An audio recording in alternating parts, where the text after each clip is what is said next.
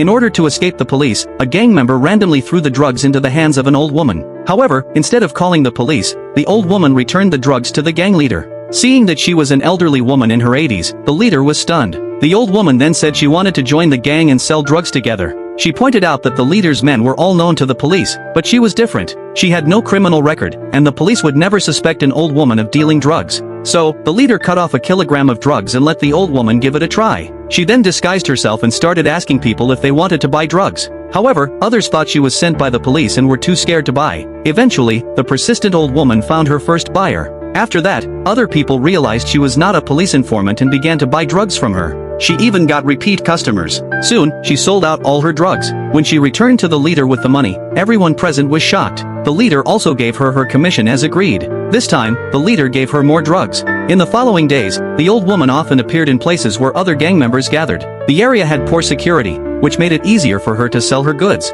Within a few days, she became the biggest supplier there, and other people's drugs couldn't be sold. One day, she was stopped by other drug dealers. They not only took her goods but also robbed her of her money and threatened her not to sell there anymore. However, the old woman did not give up. She mixed eggs with the drugs and made them into small cakes. Then she invited a few of her friends to taste them at her home. Everyone said the cakes were delicious. With the cakes containing drugs, she began selling them. In just a short morning, all her cakes were sold out. She then returned to the leader with the money. But this week, she had already come 3 times. Her sales were higher than what the leader's men made in a whole year. The old woman wanted to increase her commission to 30%. The leader disagreed, but the old woman said she would find another supplier if he didn't agree. Reluctantly, the leader had to agree.